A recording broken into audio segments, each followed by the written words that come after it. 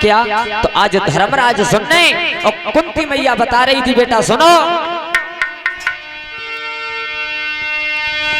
अरे एक बात सुन ले बेटा,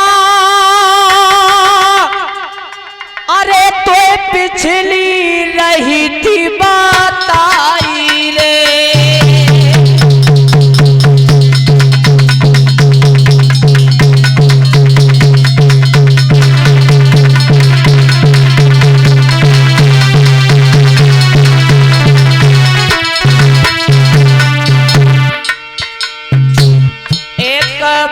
सुन ले बेटा, कोई पिछली रही थी बताई रे, जाकू तो समझ रहे किया खास तुम्हारे भाई रे,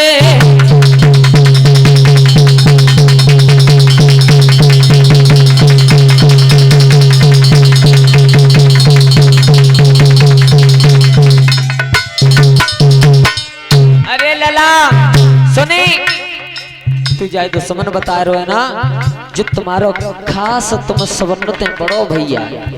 आहा धर्मराज ने इतनी बात सुनी, मैया का कह दी है, बोले हाँ सही बता रही है। सुनी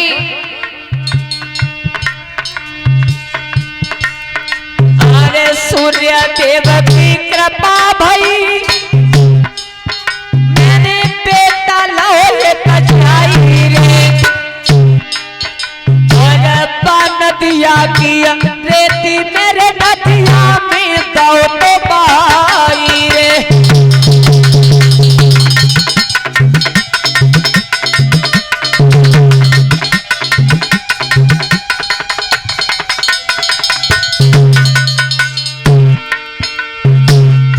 नदिया की रेती पे पानी में दो तो बाई रे, शर्म के सुन लाला रे भी तो ना सकी तू न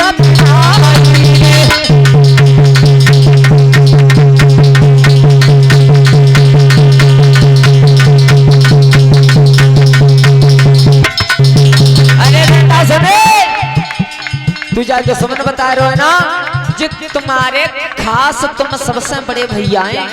बेटा सुने, मुझे महात्मा ने माला दी थी कि इसका जाप करके, और कुंती तू जिस देवता को अपने पास में बुलाएगी वो देवता तुम्हारे पास में आ जाओ। धर्मराज ठाड़े ठाड़े सुनने मैया फिर कहा मैंने जब मेरी शादी ना है भाई, तो जब बेटा मेरी बालक बुद्धि थी तो मैंने विचार करो, ऐसा तो ना है महात्मा झूठ बोल रहे हो, अजमाए वे के लिए और नदी के किनारे खड़े होकर के सूर्य भगवान का ध्यान किया था। बेटा सूर्य भगवान तो आएंगे, लेकिन बेटा जन्मो पुर छाते मैं न सकी दूध पिवाई रे, और राधा जा को ले तो गई जाने अपनी माता बनाई रे,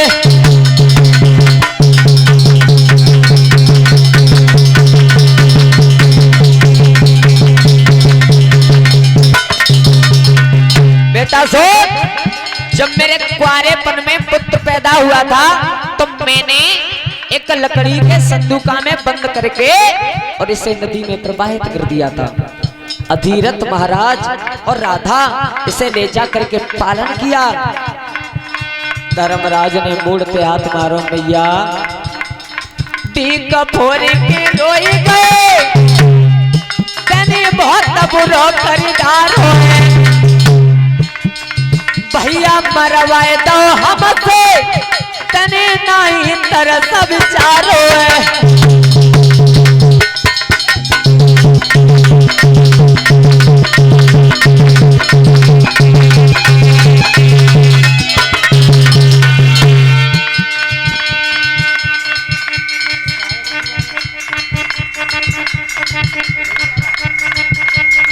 जननी बहुत बुरा खरीदारो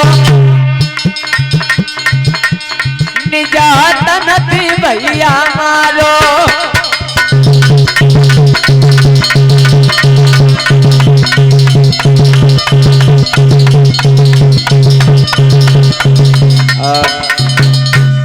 परीक्षित महाराज जब कुंती ने बताया बेटा तो इन्हें मालूम जो तेरे खास भैया हैं।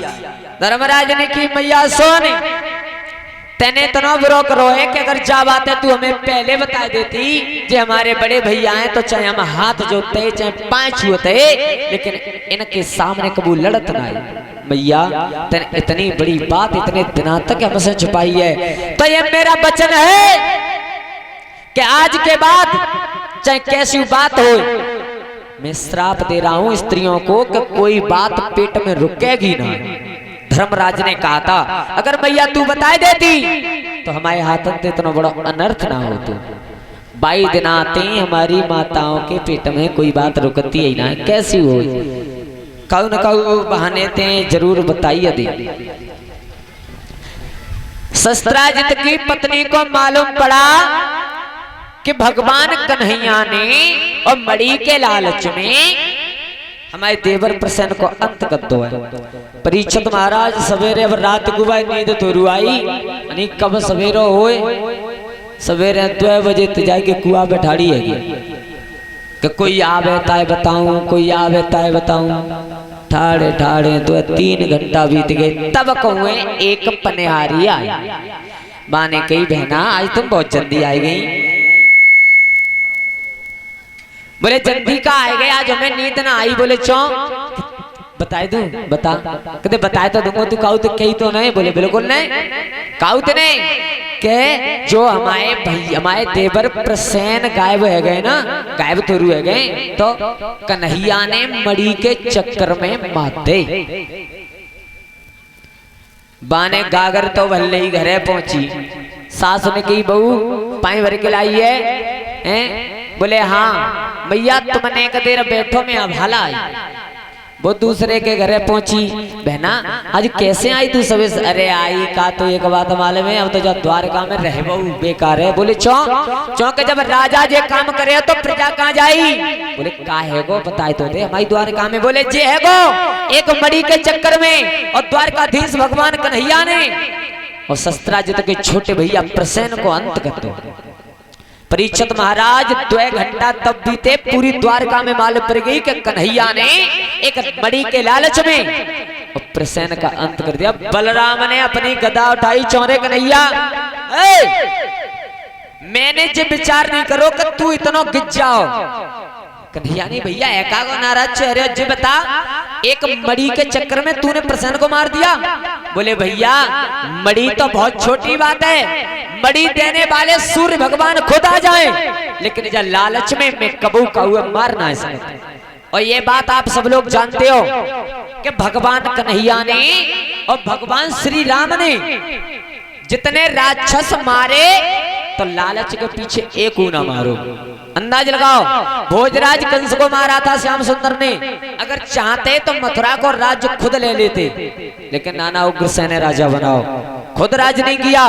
भगवान श्री राम ने रावण मारो तो चाहते तो लंका पे राज्य खुद कर सकते लेकिन ना राज्य करो उनके भैया खुद राजा बनाए। बाली को मार करके सुग्रीव राजा बना दिया था लेकिन कबऊ का हुआ मार के 1 पैसा को लालच नहीं करो। कन्हैया ने की बलराम भैया जे मणि तो बहुत छोटी बात है अगर मणि देवे भाई सूर्य भगवान में सामने आ जाते तो मैं का हुआ मार ना सकता। कन्हैया पूरी द्वारका में जो पहली भैया कि कन्हैया ने प्रसन्न मारते हैं। बोले चिंता मत करो अगर हमारे सिर पे कलंक है तो मैं जरूर जाएंगे और जाकर के इस कलंक को जरूर छुटाएंगे। कुछ थोड़े से सैनिक लेकर के श्याम सुंदर अपना कलंक छुटाए के लिए द्वारका से निकले।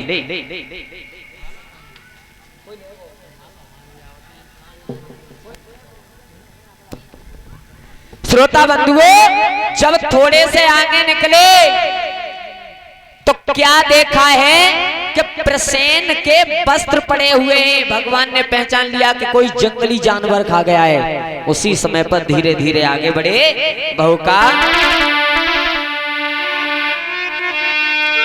अरे सुनो सभा धरि ध्यान अरे साथ कछु से निकल लीने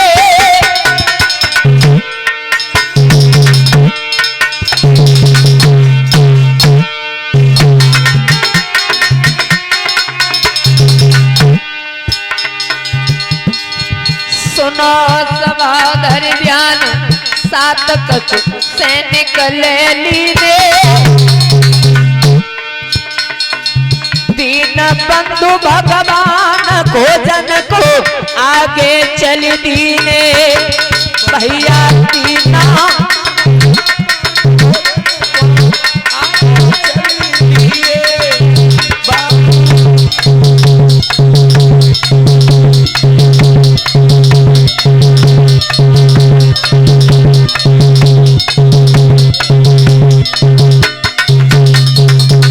परीक्षित महाराज श्याम सुंदर कुछ सैनिक लेकर के और जैसे ही आगे बढ़े,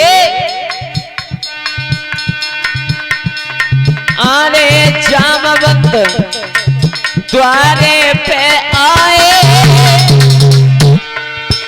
जिन्हें सिंगल घोनार वचन तब मन में बरमाए। श्याम ने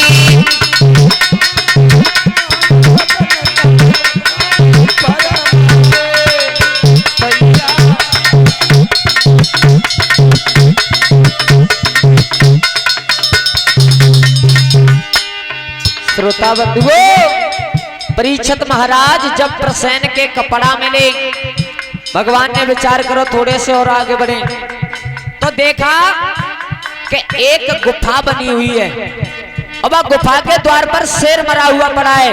भगवान समझ गए नहीं ये कच्छु भोए भोए से जा गुफा में भीतर जितने सैनिक हैं समन्वति कही तुम तो द्वार पर रखो और हम अभाल आए जा रहे हैं। हम बोले ठीक है प्रभु जाओ, हम इंतजार करेंगे तुम्हारा। दीन बंधु भगवान गुफा में भीतर घुसी आए।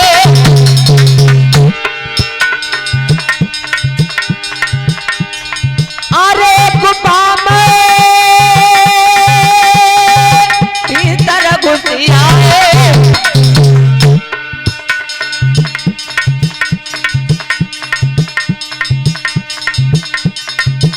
एक लड़की रही हर साई श्याम तब मन में मुस्काए। लब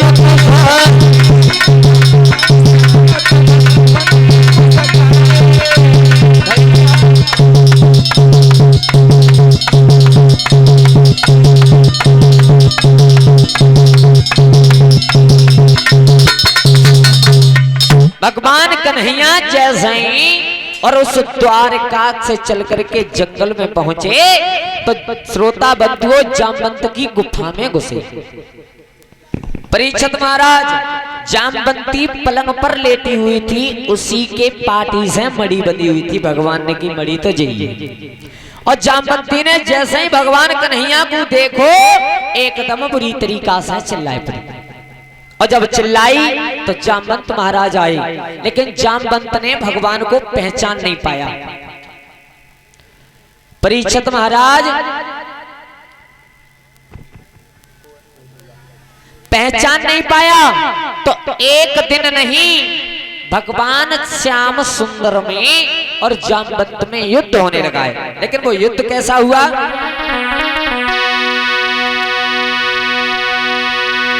कि हट गई अखाड़े की मिट्टी और महाघोर घमसान हुआ। दो वीर समर में और लड़न लगे, ना किसी का काम तमाम हुआ।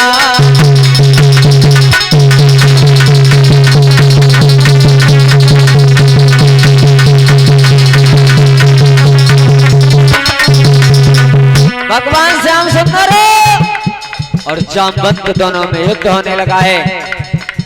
लड़ते रहे लेकिन कोई भी किसी से कम पड़ने को तैयार नहीं है। भाई समय पे आगे बढ़ के मनमोहन ने एक घूसा तुरंत जमाए हैं। जब खून करो ना तो तब पिछलो ध्यान आयो है।